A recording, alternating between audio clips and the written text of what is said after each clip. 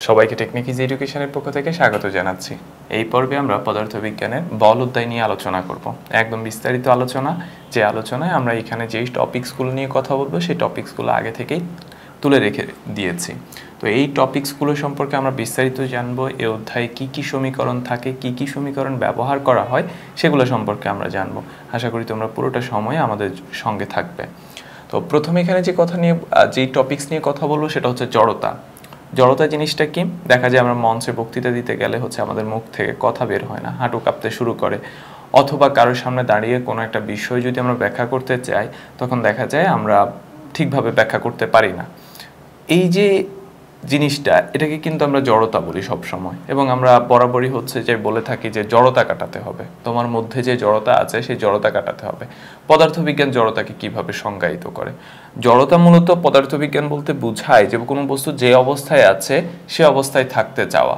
যেমন তোমাকে যদি বলা হয় যে একটা চলন্ত গাড়ি, তাকে ব্রেক কষে থামানোর জন্য তোমাকে কিন্তু বেশ একটা বল প্রয়োগ করে ওকে থামাতে হবে, কারণ চলন্ত গাড়িটা সব সময় সোজা পথে চলতে থাকতে চায়। আবার স্থির একটা বস্তু, যেমন ধরো একটা টেবিল, একটা চেয়ার, কোন একটা বস্তু, যে কোনো বস্তু স্থির, এই স্থির বস্তুকে যদি আবার সরাইতে চাও তাহলে কিন্তু তোমাকে আবার বেশি পরিমাণে বল প্রয়োগ করতে হবে, কারণ সে কিন্তু স্থির থাকতে চায়। অর্থাৎ একটা বস্তু যে অবস্থায় আছে সে কিন্তু সেই অবস্থায় থাকতে চায়, এটাই কিন্তু তার জড়তা বলা হয়। তাহলে আমরা জড়তার সংজ্ঞাটা লিখতে পারি, কোনো বস্তু যে অবস্থায় আছে চিরকাল সে অবস্থায় থাকতে চাওয়ার যে প্রবণতা তাকে জড়তা বলে। এটা হচ্ছে জড়তার ডেফিনিশন। অর্থাৎ একটা চলন্ত গাড়ি, একটা বাস চলতেছে, সে সারাটা জীবন চলতে থাকতে চাওয়ার যে প্রবণতা তাকে জড়তা বলা হয়। অথবা একটা চেয়ার বা একটা টেবিল বা যে কোনো একটা বিল্ডিং বা একটা থেমে থাকা গাড়ি স্থির অবস্থায় আছে, সেই স্থির অবস্থায় চিরকাল থাকতে চাওয়ার যে প্রবণতা তাকে বলা হয় জড়তা। সুতরাং জড়তা বিষয়টা বস্তু যে অবস্থায় আছে সে অবস্থায় থাকতে চাওয়ার প্রবণতা। এখন জড়তা দুই প্রকার, একটা গতি জড়তা আর একটা স্থিতি জড়তা। গতি জড়তা কোনটা? গতিশীল বস্তু চিরকাল গতিশীল থাকতে চাওয়ার যে প্রবণতা তাকেই গতি জড়তা বলে। আমরা একটু আগে জড়তার ডেফিনিশন শিখেছি, বস্তু যে অবস্থায় আছে সেই অবস্থায় থাকতে চাওয়ার যে প্রবণতা। এখন যদি গতিশীল বস্তু গতিশীল থাকতে চায়, এই যে প্রবণতা, এটাকে কিন্তু বলা হয় গতি জড়তা। অর্থাৎ গতিশীল বস্তু চিরকাল গতিশীল থাকতে চাওয়ার যে প্রবণতা তাকে বলা হয় গতি জড়তা। অন্যদিকে স্থিতি জড়তা কোনটা? ঠিক তার বিপরীতটা। স্থির বস্তু চিরকাল স্থির থাকতে চাওয়ার যে প্রবণতা তাকে বলা হয় স্থিতি জড়তা। এখন এটা নিয়ে আমরা বেশ কয়েকটা উদাহরণ চিন্তা করতে পারি। একটা ধরো চলন্ত বাস হঠাৎ করে ব্রেক কষে থেমে দেওয়া হলো, চলন্ত বাস হঠাৎ করে ব্রেক কষে থামিয়ে দেওয়া হলো, তাহলে যাত্রীরা দেখবা যে সামনের দিকে ঝুঁকে পড়তেছে, অর্থাৎ এরকম করে সামনের দিকে ঝুঁকে পড়তেছে। কেন সামনের দিকে ঝুঁকে পড়তেছে? এটা কিন্তু আমাদের পরীক্ষার প্রশ্নেও এসে থাকে যে চলন্ত বাস হঠাৎ করে ব্রেক কষা হলে যাত্রীরা সামনের দিকে ঝুঁকে পড়ে কেন? প্রথম কথা গতি জড়তার কারণে। কিসের জন্য? গতি জড়তার জন্য। যখন বাস চলতে থাকে তখন বাসের সাথে বাসের সকল যাত্রীরাও কিন্তু সামনের দিকে চলতে থাকে, কিন্তু যখনই হঠাৎ করে ব্রেকটা কষিয়ে বাসটাকে থামিয়ে দেওয়া হয় তখন দেখা যায় বাসের সংলগ্ন যাত্রীর যে শরীরের নিচের অংশ সেটি কিন্তু থেমে যায়, কিন্তু উপরের অংশ, আমাদের উপরের অংশটা গতি জড়তার কারণে কিন্তু সে গতিশীল থাকতে চায়, যার ফলে নিচের অংশ থেমে গেছে কিন্তু উপরের অংশটা গতিশীল থাকতে চাওয়ার কারণে আমরা সামনের দিকে ঝুঁকে পড়ি। এই জন্যই চলন্ত বাস হঠাৎ করে যখন ব্রেক কষা হয় তখন যাত্রীরা সামনের দিকে ঝুঁকে পড়ে। ঠিক তার বিপরীত প্রশ্নটাও আসতে পারে যে থেমে থাকা বাস হঠাৎ করে চলতে শুরু করলে যাত্রীরা পেছন দিকে হেলে পড়ে কেন? থেমে থাকা বাসের মধ্যে কি কাজ করবে? স্থিতি জড়তা কাজ করবে। যে বাস যখন থেমেছিল বাসের সাথে সমস্ত যাত্রীরাও স্থির ছিল, যেটাকে বলা হয় স্থির জড়তা। অর্থাৎ স্থির বস্তু চিরকাল স্থির থাকতে চাওয়ার যে প্রবণতা তাকে বলা হয় স্থিতি জড়তা। এখন বাস যখন চলতে শুরু করে, বাসের সিটের সংলগ্ন মানুষের শরীরের নিচের অংশ বলতে আমাদের কোমর থেকে নিচের অংশ, যেটা আমরা সিটের সাথে অ্যাটাচড থাকে, সেই অংশটা চলতে শুরু করে। বাস যখন হঠাৎ চলতে শুরু করে বাসের সিটের সাথে লেগে থাকা অংশটা চলতে শুরু করে, কিন্তু উপরের অংশটা উপরের অংশটা তো আর লেগে নাই, যার ফলে হচ্ছে উপরের অংশটা স্থির থাকতে চায়। উপরের অংশ কিন্তু হচ্ছে তোমার সামনের দিকে চলা শুরু করবে না, স্থির থাকতে চায়, যার ফলে আমার নিচের অংশটা হচ্ছে সামনের দিকে চলে যাচ্ছে, কিন্তু উপরের অংশটা হচ্ছে তার জায়গায় স্থির থাকতে চায়, যার ফলে আমরা পেছন দিকে হেলে পড়ি। সুতরাং যদি বাস থেমে থাকে এবং হঠাৎ করে চলতে শুরু করে, তাহলে আমরা পেছন দিকে হেলে পড়ি হচ্ছে স্থিতি জড়তার কারণে। আর চলন্ত বাস যদি হঠাৎ থেমে যায়, তাহলে আমরা সামনের দিকে ঝুঁকে পড়ি গতি জড়তার কারণে। এছাড়াও হচ্ছে তোমরা বাড়িতে হচ্ছে লেপ্তশোকের ক্ষেত্রে দেখবা যে হচ্ছে এরকম বেডটাকে হচ্ছে ঝুলিয়ে ঝুলিয়ে হচ্ছে এই পাশ থেকে লাঠি দিয়ে অথবা এই পাশ থেকে হচ্ছে লাঠি দিয়ে মারা হয়। এতে কি ঘটে বা এটা কেন করা হয়, এটার পেছনের কারণটাও কিন্তু ফিজিক্স। আমরা জানি আমাদের বেডগুলোতে হচ্ছে প্রচুর পরিমাণে ধুলাবালি ধুলাবালি জমে থাকে, তো এগুলোকে তো হওয়া সম্ভব না। তখন কি করা হয়, তোমার এগুলাকে রোদে দেওয়া হয়, রোদে দিয়ে হচ্ছে এর মধ্যে যে আর্দ্রতা আছে সেটাকে শুকিয়ে নেওয়া হয়। এরপর তুমি যখন এটাকে লাঠি দিয়ে বাড়ি দিবা, তখন দেখবা যে এটা সরে যাচ্ছে, অর্থাৎ এটা এরকম এই দিকে চলে আসতেছে। কিন্তু এই যে বেডটার মধ্যে যে ধুলাবালিগুলা, এই ধুলাবালিগুলা তো তার যেই অবস্থায় আছে, অর্থাৎ এই যে সোজা দাগ, সেই অবস্থায় থাকতে চায়, কিন্তু তুমি বেডটাকে কি করলা, এইদিকে নিয়ে আসলা, যার ফলে ধুলাবালিগুলা হচ্ছে নিচের দিকে পড়তে শুরু করে। এর মানে হচ্ছে তুমি যখন এইভাবে মারো, তখন হচ্ছে এখান থেকে ধুলাবালিগুলা নিচের দিকে পড়ে যেতে শুরু করে। অথবা তুমি যদি হচ্ছে এরকম একটা গ্লাসের উপরে এরকম একটা কার্ড রেখে আর কার্ডের উপরে একটা কয়েন রাখো, তারপর তুমি যদি এটাকে প্রচণ্ড জোরে একটা টোকা দিয়ে কার্ডটাকে সরিয়ে দাও, দেখবা যে কয়েনটা ঠিক তার বরাবর নিচে পড়ে যাচ্ছে। তাহলে এইখানে দেখো ধুলাবালিগুলো যে অবস্থায় আছে সে অবস্থায় নিচে পড়ে যাচ্ছে, এখানে কয়েনটা হচ্ছে যে অবস্থায় আছে সে অবস্থায় নিচের দিকে পড়ে যাচ্ছে। অথবা তুমি যখন একটা ফ্যানের সুইচ অফ করো, ফ্যানের সুইচ অফ করার সাথে সাথে কি ফ্যানটা থেমে যায়, সে কিন্তু কিছুটা সময় নিয়ে থামে, অর্থাৎ কিছুক্ষণ ঘুরতে থাকে, ঘুরতে ঘুরতে তারপরে সে থামে। সুতরাং এই তিনটাই কিন্তু জড়তার উদাহরণ। এখানে ধুলাবালি স্থির ছিল, সে একই জায়গায় স্থির থাকতে চায়, এটা স্থিতি জড়তা। এখানে কয়েন স্থির ছিল, একই জায়গায় স্থির থাকতে চায়, এটা স্থিতি জড়তা। ফ্যান চলতে ছিল, কিছু সময় চলতে থাকতে চায়, এটা তার গতি জড়তা। এরপরে হচ্ছে আমরা যদি হচ্ছে জড়তার ব্যাপারগুলো আরেকটু বড় করে চিন্তা করি, সেটা হচ্ছে ধরো তুমি একটা টেবিলকে সরাবা, একটা টেবিলকে সরানোর জন্য কি খুব অল্প পরিমাণে বল প্রয়োগ করতে হবে। এখন তোমাকে যদি বলা হয় একটা প্রাইভেট কারকে হচ্ছে ধাক্কা দিয়ে সরাও, তখন তোমাকে কি তার চেয়ে বেশি পরিমাণে বল প্রয়োগ করতে হচ্ছে না? অবশ্যই বেশি পরিমাণে বল প্রয়োগ করতে হবে, অথবা বেশি পরিমাণে কষ্টসাধ্য মানে কষ্টকর হয়ে যাবে। অথবা তোমার দিকে একটা ফুটবল গড়িয়ে আসতেছে, তুমি ফুটবলটাকে হচ্ছে থামাবা। আবার একটা বাস চলে আসতেছে, তুমি বাসটাকে হচ্ছে এরকম ঠেলে থামিয়ে দিবা, কোনটা কঠিন হবে? অবশ্যই বাসটাকে ঠেলে থামিয়ে দেওয়া কঠিন হবে। তার মানে আমরা একটা জিনিস দেখতে পাচ্ছি, সেটা হচ্ছে বস্তুর ভর যত বড় হচ্ছে বা বস্তু যত বড় হচ্ছে, ততই তার অবস্থানের পরিবর্তন করা কঠিন হয়ে যাচ্ছে। একটা টেবিলের থেকে একটা প্রাইভেট কারকে গতিশীল করা খুব বেশি কঠিন, কিংবা একটা ফুটবল থামানোর চাইতে একটা বাসকে থামানো অনেক বেশি কঠিন।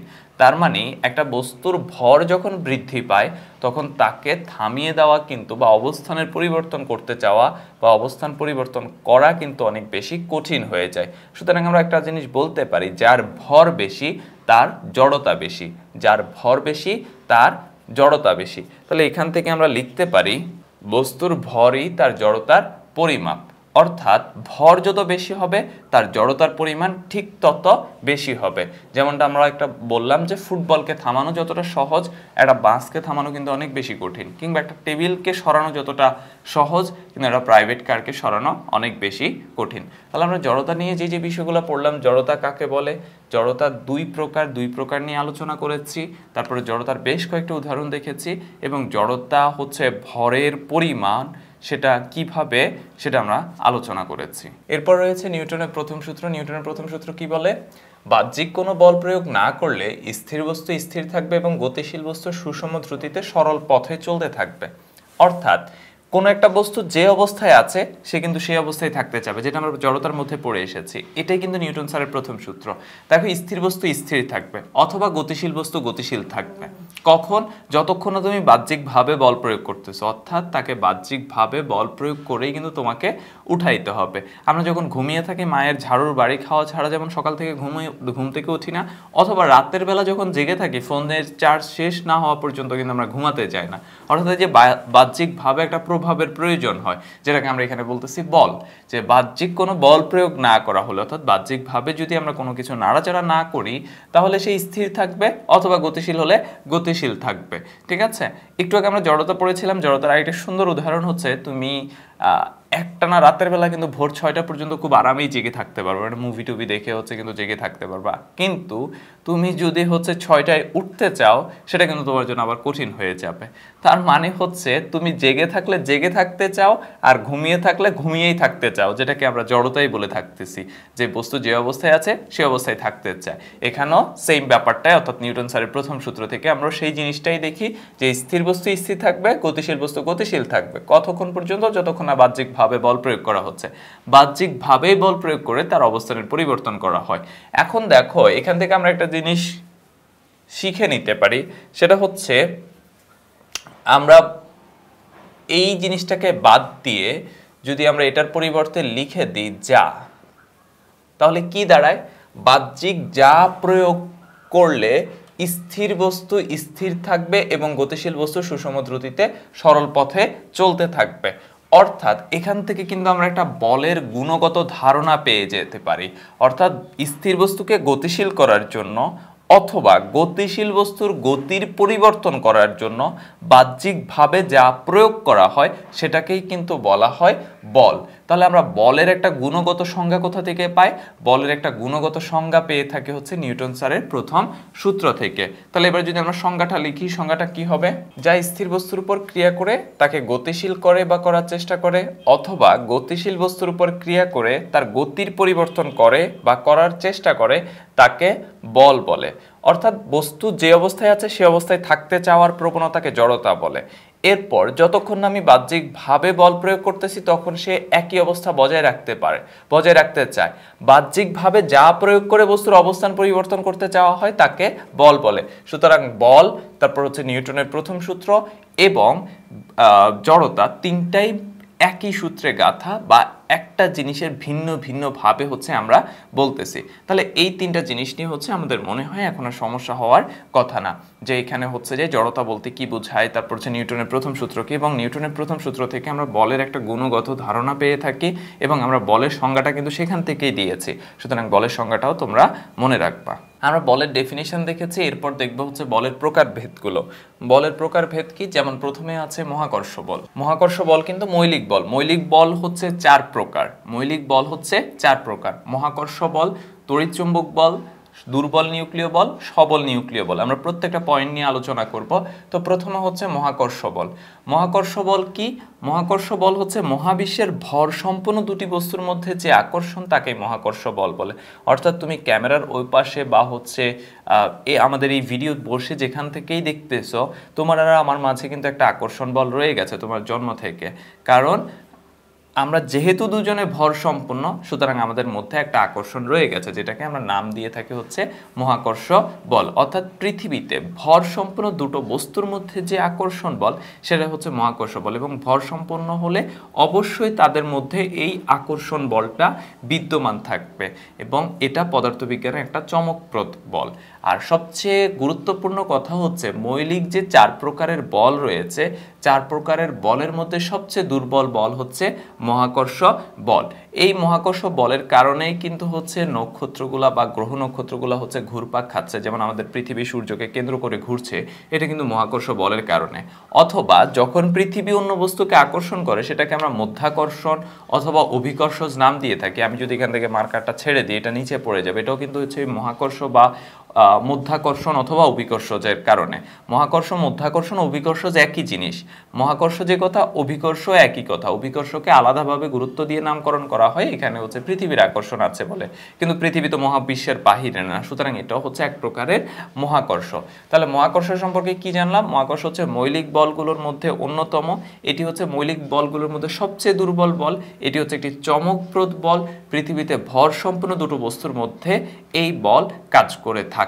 এরপরে রয়েছে তড়িৎচুম্বক বল। তড়িৎচুম্বক বল কোনটা? তড়িৎচুম্বক বল হচ্ছে, যেমন আমরা খুব কমনলি যে কাজটা করে থাকি সেটা হচ্ছে প্লাস্টিকের কোনো কিছুকে আমাদের চুলের সাথে ঘষে যখন আমরা কাগজের টুকরাকে আকর্ষণ করি তখন দেখা যায় কাগজের টুকরাটা হচ্ছে চিরুনির সাথে আকর্ষিত হয়ে উঠে চলে আসছে। এই যে এখানে যে বলটা কাজ করতেছে এটা হচ্ছে তড়িৎচুম্বক বল।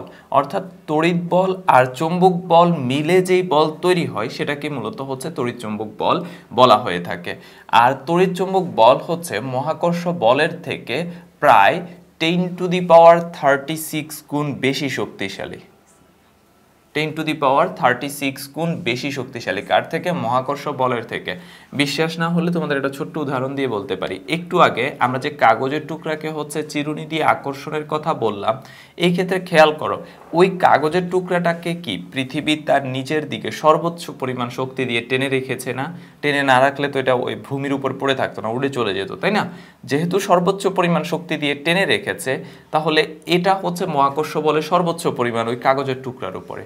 কিন্তু আমি খুব সামান্য পরিমাণ তড়িৎচুম্বক বল অর্থাৎ আমার চুলের সাথে ঘষার কারণে হচ্ছে যে সামান্য পরিমাণ তড়িৎচুম্বক বল সৃষ্টি হয়েছে তা দিয়েই কিন্তু এটা পৃথিবীর আকর্ষণ বলকে অগ্রাহ্য করে আমি উপরে উঠে নিয়ে আসতে পারতেছি। অর্থাৎ এটাকে আকর্ষণ করলে কি হচ্ছে? পৃথিবীর আকর্ষণ বলকে অগ্রাহ্য করে হচ্ছে আমার চিরুনির কাছে চলে আসতেছে। কারণ কি? কারণ হচ্ছে এই যে তড়িৎচুম্বক বলটা এটা মহাকর্ষ বলের থেকে অনেক বেশি শক্তিশালী। কতটুকু শক্তিশালী? 10⁻36 গুণ বেশি শক্তিশালী। এবং আরো একটা গুরুত্বপূর্ণ জিনিস আমরা মনে রাখবো, তড়িৎচুম্বক বল হচ্ছে আকর্ষণ বিকর্ষণ দুই ধর্মী হতে পারে। অর্থাৎ এটা আকর্ষণ ধর্মী বিকর্ষণ ধর্মী দুই ধর্মী হতে পারে। কিন্তু মহাকর্ষ বল বা দুর্বল নিউক্লিয় বল বা হচ্ছে সবল নিউক্লিয় বল, এই সবগুলা বল কিন্তু হচ্ছে কি হবে? তোমার সবল শুধু আকর্ষণ ধর্মী হবে। কিন্তু তড়িৎচুম্বক বল আকর্ষণ বা বিকর্ষণ উভয় ধর্মী হয়ে থাকে। এরপরে 3 নম্বরে রয়েছে দুর্বল নিউক্লিয় বল। দুর্বল নিউক্লিয় বলের কথা চিন্তা করলে দুর্বল নিউক্লিয় বলের নাম দুর্বল হলেও এটি কিন্তু মহাকর্ষ বলের মতো এতটা দুর্বল না। এটি তড়িৎচুম্বক বলের চাইতে দুর্বল। অর্থাৎ তড়িৎচুম্বক বলের চাইতে দুর্বল বলে এটাকে দুর্বল নিউক্লিয় বল বলা হয়। তার পেছনে আরো একটা কারণ আছে। আমরা যে মহাকর্ষ বল বললাম অথবা তড়িৎচুম্বক বল বললাম, তবে তড়িৎচুম্বক বল হচ্ছে অনেক দূরত্বপূর্ণ কাজ করতে, অনেক দূরত্বের মধ্যে হচ্ছে কাজ করতে পারে। অন্যদিকে হচ্ছে মহাকর্ষ বল কতটা রেঞ্জে কাজ করতে পারে সেটা তো তোমার আর আমার মধ্যে দূরত্ব দিয়েই বুঝতে পারি। তোমার আর আমার মধ্যে দূরত্ব অনেক বেশি হওয়া সত্ত্বেও তোমার আর আমার মধ্যে কিন্তু এই আকর্ষণ বলটা কাজ করতেছে। সুতরাং মহাকর্ষ বল হচ্ছে অনেক দূরত্বে ভিন্ন ভিন্ন দূরত্বে কাজ করতে পারে। তড়িৎচুম্বক বলও কিন্তু অনেক ভিন্ন ভিন্ন দূরত্বে কাজ করতে পারে। কিন্তু দুর্বল নিউক্লিয় বলের দুর্বলতাটা হচ্ছে সে মাত্র 10⁻18 মিটার দূরত্বের মধ্যেই কাজ করতে পারে, এর বাইরে কিন্তু সে আর কাজ করতে পারে না। আর দুর্বল নিউক্লিয় বলের পরিচয়টা কেমন? দুর্বল নিউক্লিয় বলের পরিচয় হচ্ছে তেজস্ক্রিয় চুল্লিগুলাতে আমাদের যে হচ্ছে বিটা রশ্মি নিঃসৃত হয়, এই বিটা রশ্মি নিঃসৃত হয় মূলত হচ্ছে দুর্বল নিউক্লিয় বলের কারণে। তাহলে দুর্বল নিউক্লিয় বলের নাম দুর্বল হলেও সেটি মহাকর্ষ বলের মতো দুর্বল না, সেটি হচ্ছে তড়িৎচুম্বক বলের চাইতে দুর্বল। তড়িৎচুম্বক বল মহাকর্ষ বল যে কোনো দূরত্বে কাজ করলেও দুর্বল নিউক্লিয় বল শুধুমাত্র কিসে কাজ করতে পারে? 10⁻18 মিটার দূরত্বে কাজ করতে পারে। এবং এটি হচ্ছে মহাকর্ষ বলের চাইতে দুর্বল, মহাকর্ষ বলের চাইতে শক্তিশালী, কিন্তু তড়িৎচুম্বক বলের চাইতে হচ্ছে দুর্বল বল। এরপরে রয়েছে সবল নিউক্লিয় বল। সবল নিউক্লিয় বল হচ্ছে মৌলিক বলগুলোর মধ্যে সবচেয়ে শক্তিশালী বল। এই শক্তিশালী বল সবচেয়ে শক্তিশালী বল অর্থাৎ মহাকর্ষ বল, তড়িৎচুম্বক বল, দুর্বল নিউক্লিয় বল সব বলের থেকে হচ্ছে সবচেয়ে বেশি শক্তিশালী বল। কিন্তু সমস্যা হচ্ছে এইটিও খুব অল্প দূরত্বে কাজ করতে পারে, যে দূরত্বের পরিমাণ মাত্র 10⁻15 মিটার। এই দূরত্বের মধ্যেই কিন্তু হচ্ছে শুধুমাত্র সবল নিউক্লিয় বলটা কাজ করতে পারে, এর বাইরে কিন্তু কাজ করতে পারে না। এবং সবল নিউক্লিয় বল কোনটা? আমরা জানি প্রত্যেক পদার্থের মধ্যে হচ্ছে অণু পরমাণু আছে, আর পরমাণুর মধ্যে হচ্ছে তোমার প্রোটন আর নিউট্রন আছে। প্রোটন আর নিউট্রন পরমাণুর কেন্দ্রে অবস্থিত। এই যে প্রোটন আর নিউট্রন কেন্দ্রে অবস্থিত এবং একজন আরেকজনকে আকর্ষণ করে আছে, অর্থাৎ একজন আরেকজন থেকে যেই বলের কারণে ছিটকে বের হয়ে আসতে পারতেছে না, সেই বলটাকে বলা হচ্ছে সবল নিউক্লিয় বল। এবং আমরা জানি তেজস্ক্রিয় চুল্লিগুলাতে হচ্ছে এই পরমাণুর নিউট্রন এবং প্রোটনকে ভাঙার ফলেই কিন্তু শক্তি মুক্ত হয়। আর এই শক্তি মুক্ত হয়েই কিন্তু আমরা এই বিশাল শক্তিটা লাভ করে থাকি পরমাণু চুল্লিগুলাতে। তাই আমরা বলতে পারি সবল নিউক্লিয় বল হচ্ছে, সেখান থেকে আমরা বুঝতে পারি যে সবল নিউক্লিয় বল কতটা শক্তিশালী। তাহলে আমাদের মৌলিক বল হচ্ছে 4 প্রকার, একটা হচ্ছে মহাকর্ষ বল, একটা হচ্ছে তড়িৎচুম্বক বল, একটা হচ্ছে দুর্বল নিউক্লিয় বল, আর একটা হচ্ছে সবল নিউক্লিয় বল। সবচেয়ে শক্তিশালী বল কোনটা? সবচেয়ে শক্তিশালী বল হচ্ছে তোমার সবল নিউক্লিয় বল। এটা হচ্ছে শক্তির ক্রম অনুসারে 1 নম্বরে আছে কে? সবল নিউক্লিয় বল। 2 নম্বরে কে আছে? 2 নম্বরে হচ্ছে তড়িৎচুম্বক বল। 3 নম্বরে কে আছে? 3 নম্বরে আছে দুর্বল নিউক্লিয় বল, এবং 4 নম্বরে আছে হচ্ছে মহাকর্ষ বল। অর্থাৎ সবচেয়ে শক্তিশালী হচ্ছে সবল নিউক্লিয় বল, তার থেকে হচ্ছে কম শক্তিশালী হচ্ছে তড়িৎচুম্বক বল, তার থেকে কম শক্তিশালী হচ্ছে দুর্বল নিউক্লিয় বল, এবং সবচেয়ে দুর্বল বল হচ্ছে মহাকর্ষ বল। প্রত্যেকটা বল সম্পর্কে হচ্ছে আমরা আলাদা আলাদাভাবে ডেটাগুলো বলেছি যে কোনটার কি জানা প্রয়োজন। এরপরে হচ্ছে আমাদের বলের আরো প্রকৃতি, স্পর্শ বল, অস্পর্শ বল।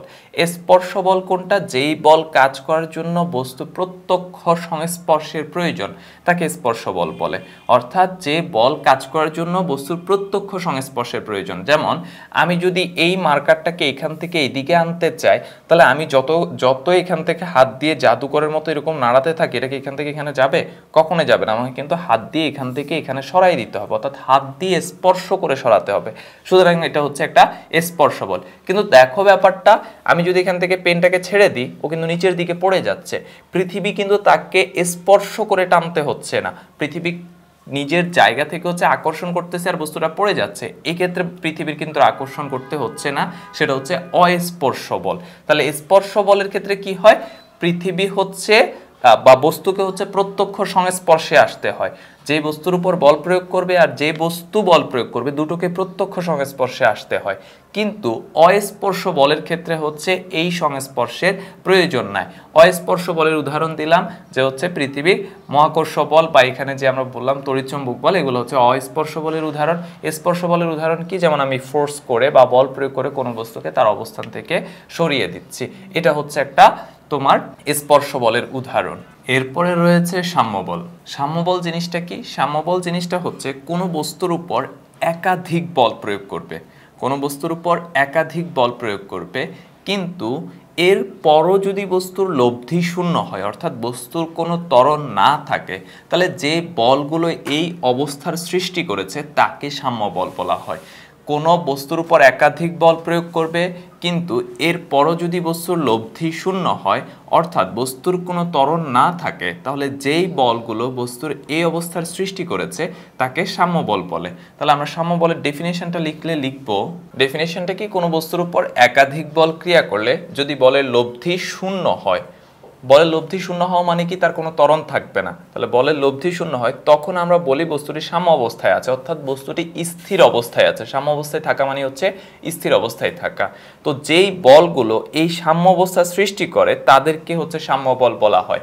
যেমন একটা জিনিস আমরা উদাহরণ দিয়ে বলতে পারি, ধরো এরকমই সুতা দিয়ে একটা বস্তুকে ঝুলিয়ে দিলাম, সুতা দিয়ে একটা বস্তুকে ঝুলিয়ে দিলাম, তখন এই বস্তুটার উপর সুতাটা হচ্ছে উপরের দিকে একটা বলে তাকে টেনে ধরে রাখতেছে। সুতাটা কি করতেছে?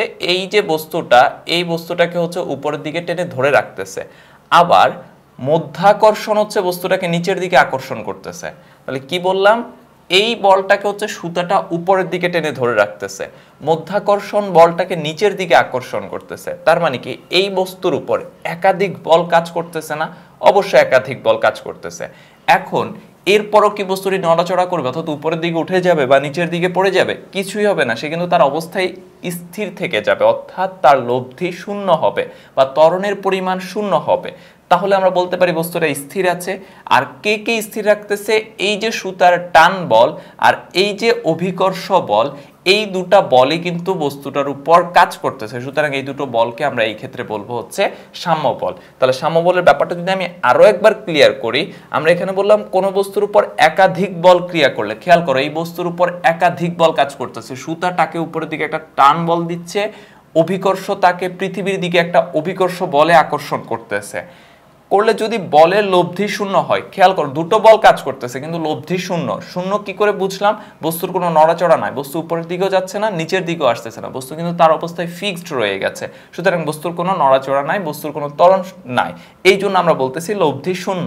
তাহলে আমরা বলি বস্তু সাম্য অবস্থায় আছে, দেখো বস্তু কিন্তু স্থির অবস্থায় আছে। তাহলে যেই বলগুলো এই সাম্য অবস্থা সৃষ্টি করবে, এই যে সুতার টান বল আর পৃথিবীর আকর্ষণ বল, এটাই হচ্ছে তো সাম্য অবস্থা সৃষ্টি করেছে, সুতরাং এই বলগুলোকে আমরা বলবো হচ্ছে সাম্য বল।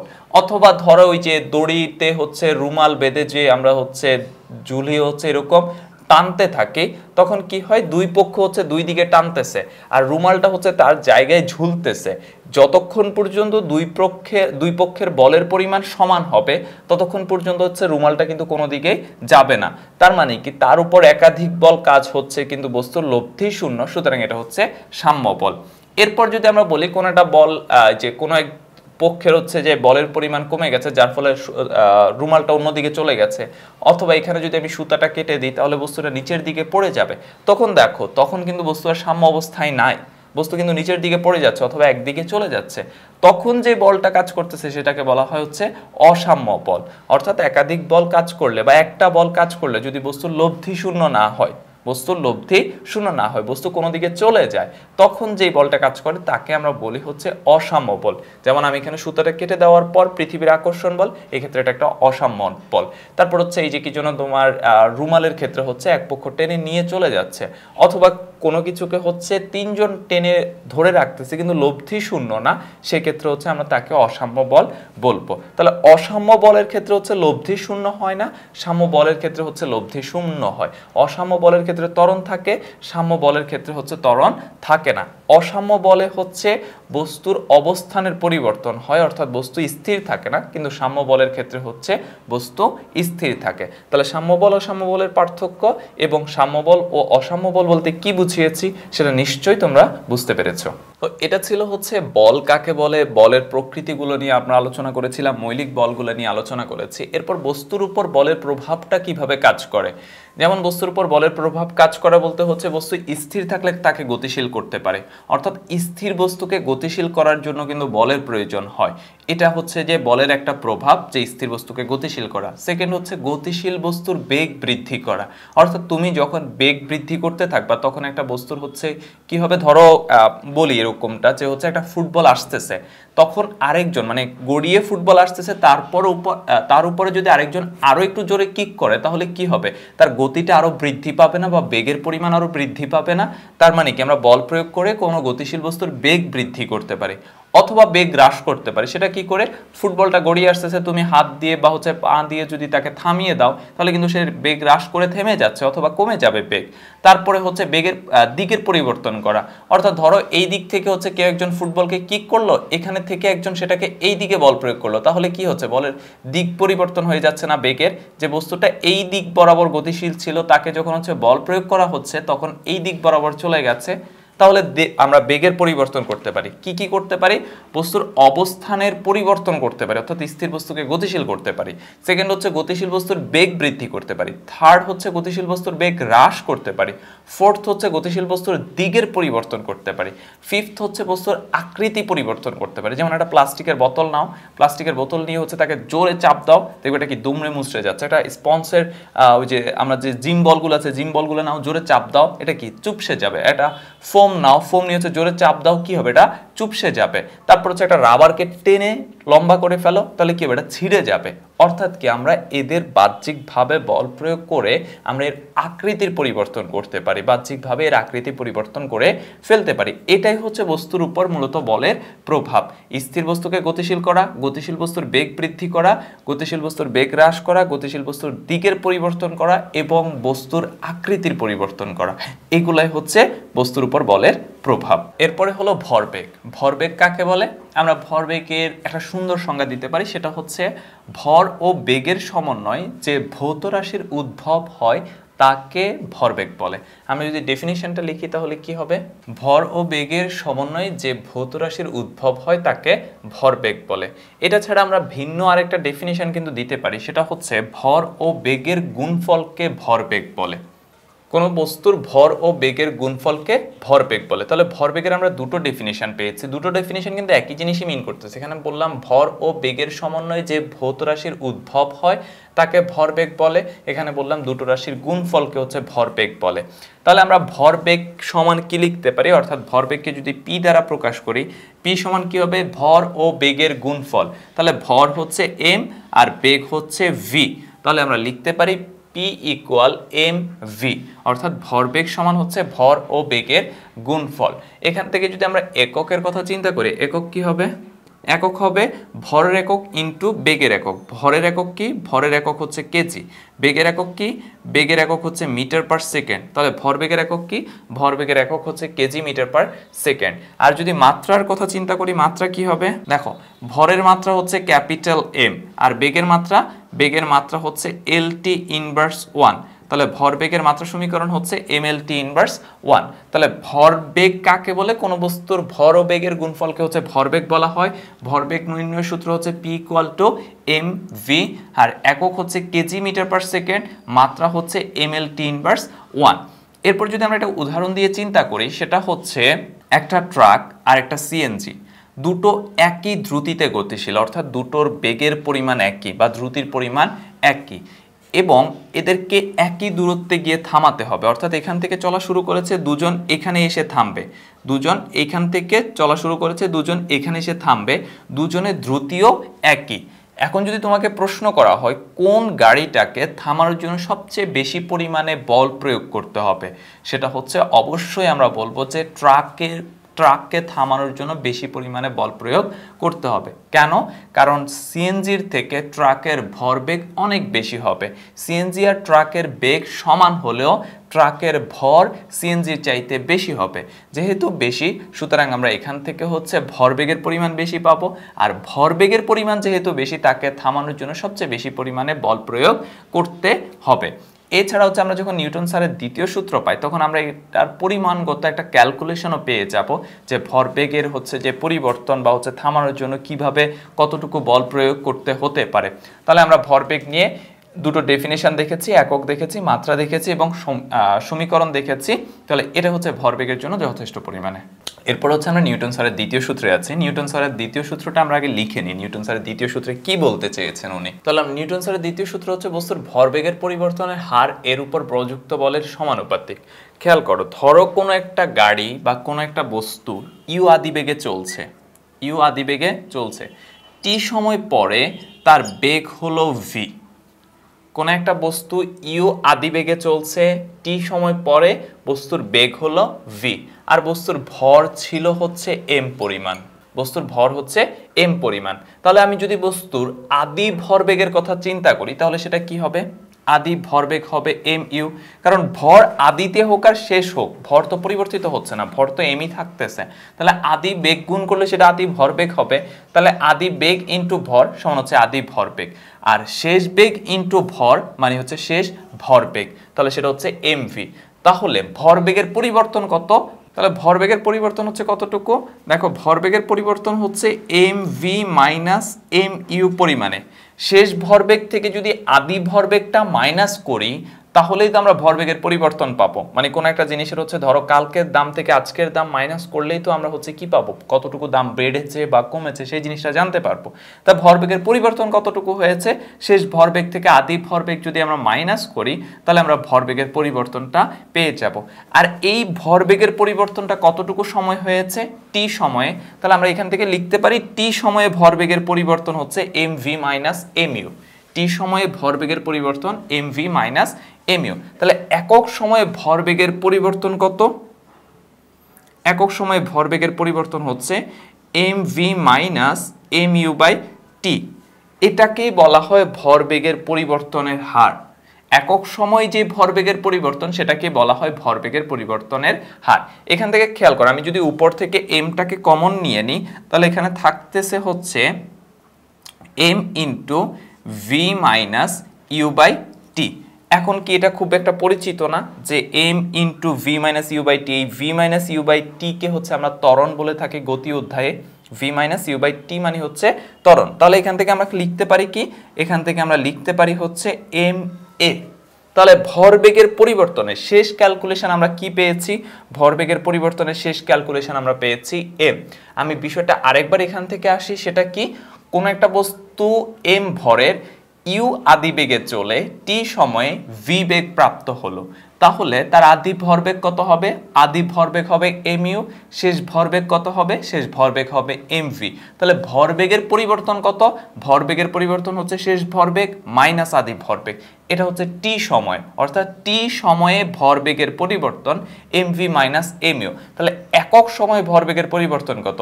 একক সময় ভরবেগের পরিবর্তনের জন্য ঐকিক নিয়ম t টা ডিভাইড হয়ে যাবে, তাহলে mv minus mu by t। আমি যদি উপর থেকে m টা কমন নিয়ে নিই, থাকতেছে হচ্ছে v minus u by t। v minus u by t কে আমরা লিখতে পারি হচ্ছে a। তাহলে ভরবেগের পরিবর্তনের হার, কেন হার বলছি? কারণ হচ্ছে একক সময়ে ভরবেগের পরিবর্তন। একক সময়ে ভরবেগের পরিবর্তন বলতে ভরবেগের পরিবর্তনের হারকে বোঝানো হয়। তাহলে আমরা ভরবেগের পরিবর্তনের হার কি পেয়েছি? ভরবেগের পরিবর্তনের হার পেয়েছি হচ্ছে m a। তাহলে নিউটন স্যার সেখানে কি বললেন? ভরবেগের পরিবর্তনের হার এর উপর প্রযুক্ত বলের সমানুপাতিক, এর উপর প্রযুক্ত বলের সমানুপাতিক, অর্থাৎ F সমানুপাতিক m a। ভরবেগের পরিবর্তন হচ্ছে m a, আর প্রযুক্ত বল কতটুকু? প্রযুক্ত বল হচ্ছে F। তাই আমরা লিখলাম F সমানুপাতিক m a। এবার আমি যদি সমানুপাতিক চিহ্নটা উঠাই দিতে চাই, তাহলে আমাকে কি করতে হবে? একটা সমানুপাতিক ধ্রুবক নিয়ে আসতে হবে, সেই ধ্রুবকটা হচ্ছে k। তাহলে এখান থেকে দাঁড়াচ্ছে F ইকুয়াল টু kma। এখন এই k এর পরিচয় কি হবে? k এর পরিচয় হচ্ছে, খেয়াল করো, যদি 1 কেজি ভরের কোনো বস্তুর উপর 1 নিউটন বল প্রয়োগ করা হয়, তাহলে এর ত্বরণের পরিমাণ কত হবে?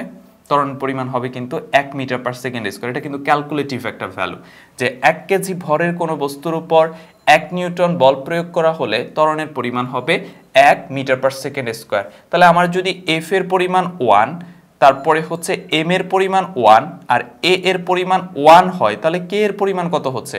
k এর পরিমাণ তো অবশ্যই 1 হয়ে যাচ্ছে, তাই না?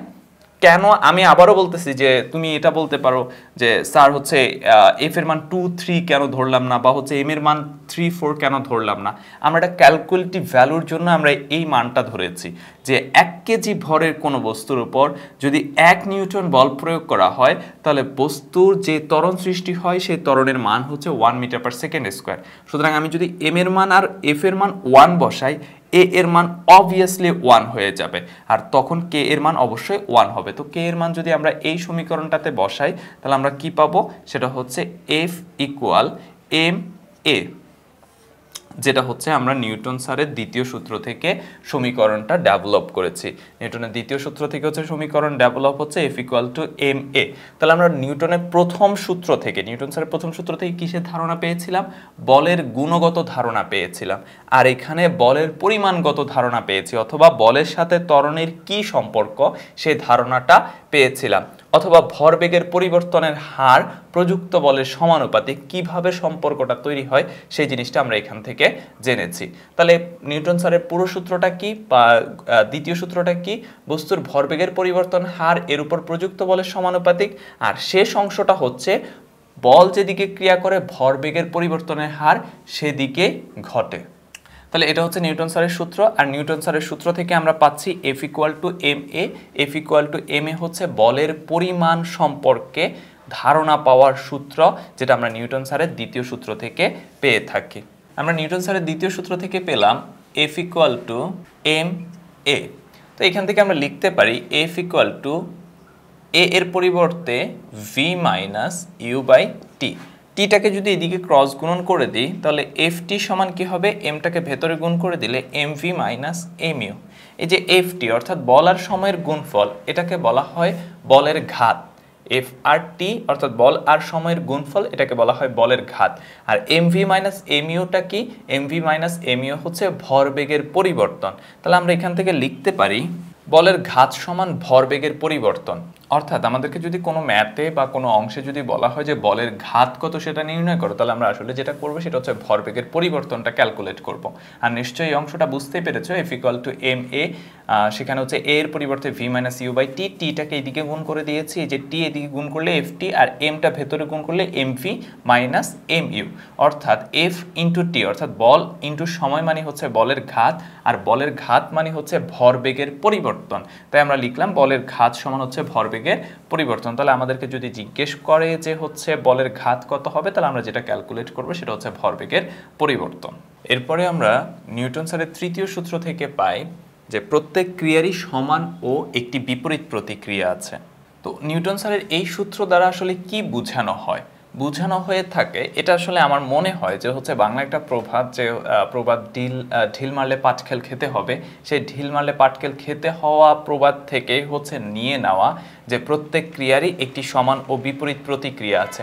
ফর এক্সাম্পল ব্যাপারটা এরকম, তুমি যদি এখন কাউকে কষে একটা থাপ্পড় মেরে দাও, দেখবা যে 7 জন নগদের মধ্যে সেকেন্ড রিপ্লাই হচ্ছে যে তোমাকে থাপ্পড় মেরে দিল। এটাই হচ্ছে ক্রিয়া প্রতিক্রিয়া, অর্থাৎ তুমি যত জোরে থাপ্পড় মারবা তোমাকে ঠিক তত জোরে হচ্ছে থাপ্পড়টা ফিরিয়ে দেওয়া হবে। তো এটা হচ্ছে নিউটন স্যার পদার্থবিজ্ঞানের ভাষায় বললেন যে প্রত্যেক ক্রিয়ারই সমান ও বিপরীত প্রতিক্রিয়া আছে। ব্যাপারটা কিরকম? ধরো এই দিক থেকে একটা বল এসে এই দিকের একটা বলকে হচ্ছে ধাক্কা দিল, এ ধাক্কা দিল কত বলে? এ ধাক্কা দিল হচ্ছে F1 বলে।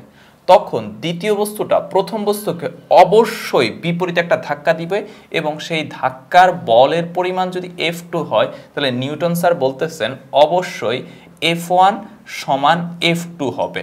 অর্থাৎ প্রথম বস্তু যেই বলে ধাক্কা দিবে বা তুমি যেই বলে পাশের জনকে চড় মারবা, দ্বিতীয় জন সেই একই পরিমাণ বলে হচ্ছে তোমাকে চড় দিবে।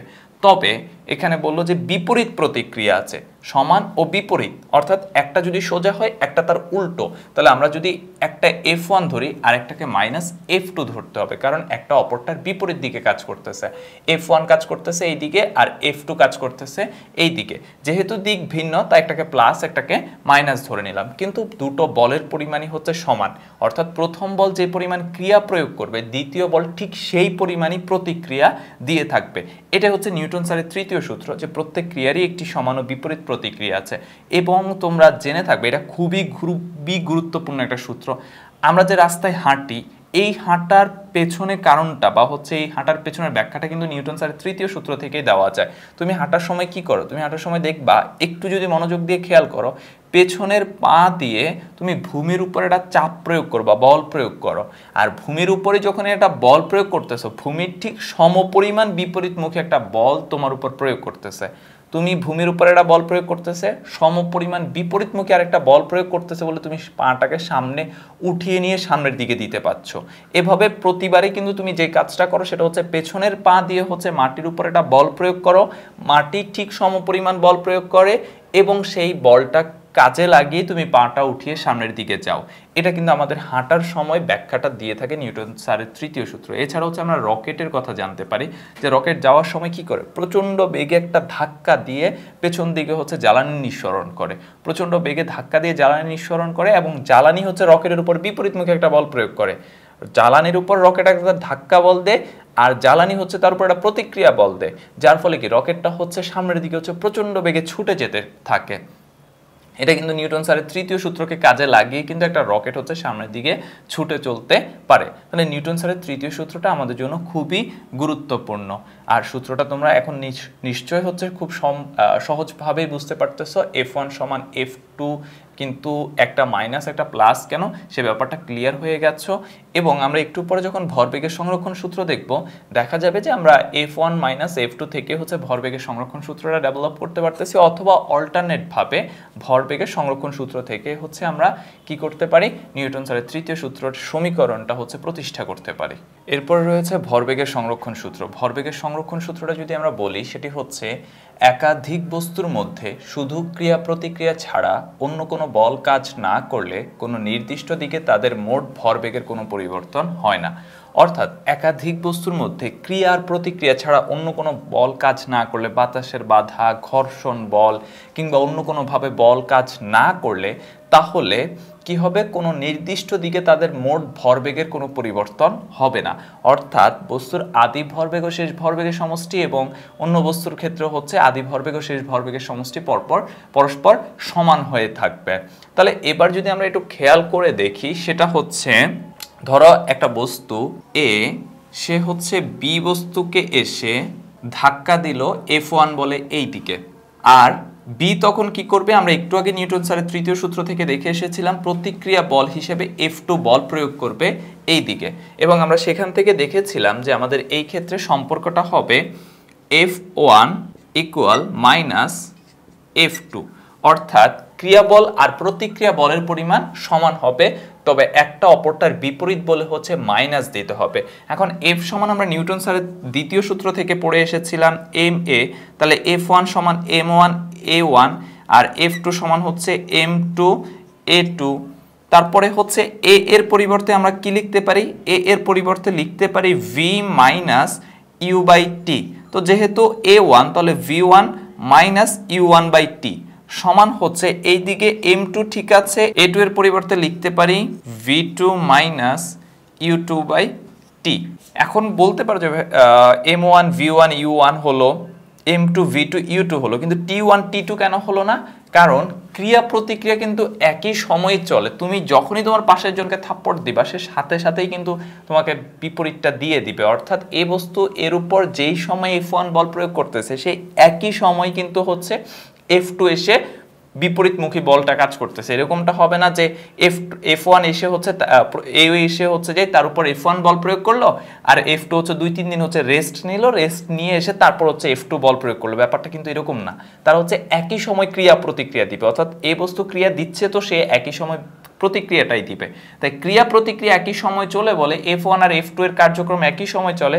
অর্থাৎ F1 এর ক্ষেত্রে t, F2 এর ক্ষেত্রে t, দুটো ক্ষেত্রেই একই t থাকবে। তাই t1 আর t2 দেওয়ার কোনো প্রশ্নই আসে না। তাহলে আমরা m-টাকে যদি ভেতরে গুণ করে দিই, তাহলে কি হবে, m1 v1 minus m1 u1, আর এখানে মাইনাসটা এখানে হবে, তাহলে মাইনাস m2 ইন্টু v2 মানে কি হবে, মাইনাস m2 v2, আর মাইনাসে মাইনাসে প্লাস m2 u2। এবার আমি যদি m1 u1 কে এই পাশে নিয়ে আসি আর m2 v2 কে এই পাশে নিয়ে যাই, তাহলে আমি লিখতে পারি m1 v1, এই m1 v1 কে ঠিক রেখেছি, m2 v2 কে এই পাশে নিয়ে আসতেছি, তাহলে প্লাস m2 v2। একইভাবে m2 u2 যেখানে ছিল সেখানে ঠিক রেখে দিচ্ছি, m1 u1 কে এই পাশে নিয়ে আসতেছি, প্লাস m1 u1। তাহলে আমাদের আসলেই সূত্রটা দাঁড়ালো হচ্ছে, এখান থেকে লিখতে পারি যে এই পক্ষটা এই পাশে আর এই পক্ষটা এই পাশে নিয়ে আসলে লিখতে পারি m1 u1 plus m2 u2 সমান হচ্ছে m1 v1 plus m2 v2। তার মানে কি, দেখো m1 u1 মানে হচ্ছে প্রথম বস্তুর আদি ভরবেগ, m2 u2 মানে হচ্ছে দ্বিতীয় বস্তুর আদি ভরবেগ, m1 v1 মানে হচ্ছে প্রথম বস্তুর শেষ ভরবেগ, m2 v2 মানে হচ্ছে দ্বিতীয় বস্তুর শেষ ভরবেগ। তাহলে দেখো প্রথম বস্তুদ্বয়ের আদি ভরবেগের সমষ্টি আর বস্তুদ্বয়ের শেষ ভরবেগের সমষ্টি সমান হচ্ছে, এটা কিন্তু ভরবেগের সংরক্ষণশীলতার সূত্র। আমরা এখানে যে কথাগুলো বলেছি সেটাকে যদি একটু চেঞ্জ করে সমীকরণের ভাষায় নিয়ে আসি, তাহলে দাঁড়াচ্ছে কি, দাঁড়াচ্ছে হচ্ছে বস্তুদ্বয়ের আদি ভরবেগের সমষ্টি। অর্থাৎ আদিতে ইন্ডিভিজুয়ালি তাদের যে ভরবেগ ছিল সেই ভরবেগের যোগফল, সংঘর্ষের পরে তারা যে ভরবেগ অর্জন করবে তার যোগফল পরস্পর সমান হবে। তাই আমরা বলতে পারি m1 u1 plus m2 u2 সমান হচ্ছে m1 v1 plus m2 v2। অবশ্যই এখানে কন্ডিশন হচ্ছে ক্রিয়া প্রতিক্রিয়া ছাড়া অন্য কোনো বল কাজ করতে পারবে না। ক্রিয়া প্রতিক্রিয়া ছাড়া অন্য কোনো বল কাজ না করলে, অর্থাৎ ঘর্ষণ বল, বাতাসের বাধা, এরকম কোনো বল কাজ না করলেই কিন্তু এরকমটা হবে যে আদি ভরবেগের সমষ্টি ও শেষ ভরবেগের সমষ্টি সমান হবে। কিন্তু আমরা যদি থিওরিটিক্যাল বলি, থিওরিটিক্যাল ব্যাপারটা কি, একাধিক বস্তুর মধ্যে শুধু ক্রিয়া প্রতিক্রিয়া ছাড়া অন্য কোনো বল কাজ না করলে কোনো নির্দিষ্ট দিকে তাদের মোট ভরবেগের কোনো পরিবর্তন হয় না। খেয়াল করো, কোনো নির্দিষ্ট দিকে দিক পরিবর্তিত হতে পারবে না। দিক পরিবর্তিত হলে কিন্তু বেগের পরিবর্তন ঘটে, কারণ বেগ হচ্ছে একটা ভেক্টর রাশি। তাই কোনো নির্দিষ্ট দিকে তাদের মোট ভরবেগের কোনো পরিবর্তন হয় না। এই যে দেখো, তাদের আদি ভরবেগ আর শেষ ভরবেগ এই দুটো ভরবেগের কোনো পরিবর্তন হচ্ছে না। এটাই হচ্ছে ভরবেগের সংরক্ষণশীলতা সূত্র, আর এটা হচ্ছে ভরবেগের সংরক্ষণশীলতা সূত্রের সমীকরণ। আমরা এখান থেকে একটা জিনিস অবশ্যই খুব গুরুত্বের সহকারে মনে রাখবো, সেটা হচ্ছে আদি ভরবেগের সময় আমরা যখন ইউ এর মান এবং ইউ টু এর মান বসাবো, খেয়াল করো এখানে এই বস্তুর যে বেগ থাকবে তাকে আমরা ধরবো ইউ ওয়ান, আর এই বস্তুর যে বেগ থাকবে তাকে ধরবো হচ্ছে ইউ টু। তবে আমরা মাথায় রাখবো যেহেতু বস্তুদ্বয় পরস্পর বিপরীতমুখী, অর্থাৎ এই বস্তু এই দিক থেকে আসতেছে, এই বস্তু এই দিক থেকে যাচ্ছে, পরস্পর বিপরীতমুখী, আমার সূত্রে মান বসানোর সময় কিন্তু সেই বিপরীত ব্যাপারটা উল্লেখ করে দিতে হবে। সেই বিপরীত ব্যাপারটা উল্লেখ করতে হবে কিভাবে? তুমি যখন মান বসাবা তখন একটার ভ্যালুকে প্লাস ধরবা, অবশ্যই আরেকটার ভ্যালুকে হচ্ছে মাইনাস ধরবা। খেয়াল করো, ধরো এই বস্তুর বেগ ছিল হচ্ছে 5 মিটার পার সেকেন্ড আর এই বস্তুর বেগ ছিল হচ্ছে 6 মিটার পার সেকেন্ড। তুমি অবশ্যই যদি ইউ ওয়ানের ভ্যালুটাকে হচ্ছে 5 ধরো, ইউ টু এর ভ্যালুটাকে অবশ্যই তোমাকে হচ্ছে -6 ধরতে হবে। কেন? কারণ তারা পরস্পর বিপরীতমুখী। অথবা তুমি এইভাবে কাজ করতে পারো যে তুমি ইউ ওয়ানের মানকে হচ্ছে -5 ধরবা, ইউ টু এর মানটাকে হচ্ছে +6 ধরবা।